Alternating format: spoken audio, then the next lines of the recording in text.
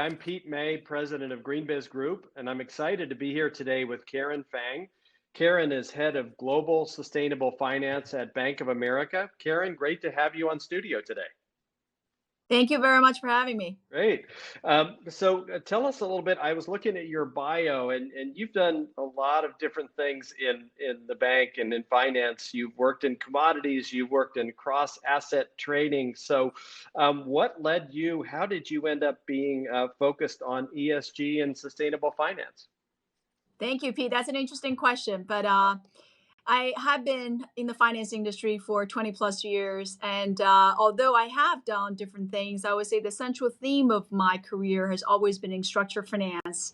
So in, structured finance from, a lot of the fixed income and commodities and currencies asset classes, all the way to corporate restructuring, balance sheet management, asset liability alignment, tail risk management. So I'm really a structuring nerd. And for me, one of the things that I did at Bank of America in my 11-year career at Bank of America was, in our fixed structuring and sales and trading businesses, devote a lot of my time with my team to wind and solar and energy efficiency financing. So that kind of led to, the internal recognition that I have the passion and hopefully a little bit skill to accelerate the capital that's needed for these greener and more sustainable industry sectors. So I was fortunate enough to get a role to run global sustainable finance for the entire bank across our 8 lines of business from our C-suite and the board last year. And it's just been a dream come true.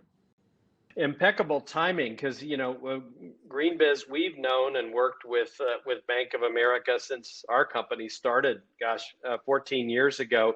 But what I would say with Bank of America and generally with the finance sector, we've seen a tremendous stair step up in terms of engagement around sustainability. We used to call sustainability and ESG and sustainable finance. So I think your timing is impeccable, because it seems like the interest and the scale of what you're doing continues to rise. I came into this interview thinking I was going to ask you, what's your next major initiative? And I woke up this morning and got something from Bank of America an announcement pushed into my email. So I'll let you tell me about that and how it plays for the bank. Absolutely. Today is an exciting day for Bank of America. So we just announced our 10-year goal for sustainable finance, largely focused in 2 areas. The first area I know GreenBiz is very focused on, which is the environmental transition to a low carbon economy. And the second area, pivotal area for us, is the social inclusive development. And I think you talked about this last year. ESG is both environmental and social and governance, obviously. When we think about financing from a sustainability standpoint, it is not only for environmental transition, it's also for social inclusion. And the two really go hand in hand. So I think any projects that advance environmental justice and climate equity, frankly, that's probably the next frontier to find the intersection between the two. So what we announced today is really for both purposes, environmental sustainability and sustainability. We want to mobilize and scale $1.5 trillion capital over the next 10 years to help advance that, in line with the UN Sustainable Development Goals that we all know about, the 17 goals, largely kind of divided into these environmental and social purposes. So out of that, I must say, out of that 1.5 trillion, Pete, as you know, the 1 trillion, so 2/3 of that goal, $1 trillion goal was established for our company to mobilize for the environmental and for the climate change purpose. So again, we will be looking at financing, investing, advisory, underwriting, and distribution opportunities with our clients and capital markets to make sure we deploy over $1 trillion for the environmental transition purposes. So we're very excited about that. That's great, and I'm glad you brought that up, because at our GreenFin event, and for GreenBiz as a company, we used to be the discussions were very compartmentalized. Environmental sustainability over here, social over here. You don't mix the two, and we're seeing the language we've been using is around a just and sustainable transition. So that's really exciting, and it's really exciting to see the broader financial services industry and investor community start to ratchet up the both the metrics and the scale around social as well as sustainability as well. Absolutely. So it's a very exciting time for you. You're stepping in at a time of tremendous scale and frankly of tremendous challenge. Whatever we're doing now, the incremental and even stair step changes we're doing.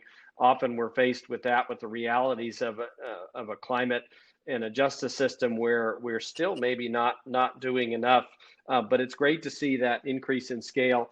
I want to shift. My last question is just as we scale toward the future and ESG, what do you think the ESG landscape looks like for the bank for the next 5 years? And are you optimistic about how the financial sector can be leveraged toward real change in climate and the social side? Absolutely. Personally, I'm very optimistic. But as you said, there are a lot of challenges, right? We announced our net zero goal early on this year, and there are close to 1,700 companies globally that have announced net zero goals by 2050. But we all know this is not a binary event in 30 years. We have to set very tough and stringent interim goals to reduce emissions intensity, to think about transitioning very, very fast on energy efficiency use, energy efficiency, on more renewable power installations, on a lot of new decarbonization technologies that are really hard to scale today. So the challenges of those businesses, these technologies are very new and nascent, and they don't attract the typical, bank loan market or capital markets today. But how do we incubate them such that they can achieve the scale at a much, much shorter time frame? And how do we get investors who are already mentally there physically and with their dollars and voting with their feet? So I think there's a lot of collective learning and evolution we need to make. I think the awareness is there. The good news is that, as you know, there's a lot of tailwinds from the public policy perspective, as well as a private sector engagement standpoint. I think the buzzword is stakeholder capitalism, as our CEO and a lot of the international organizations are starting to really focus on. It's not just shareholders, it's also stakeholders.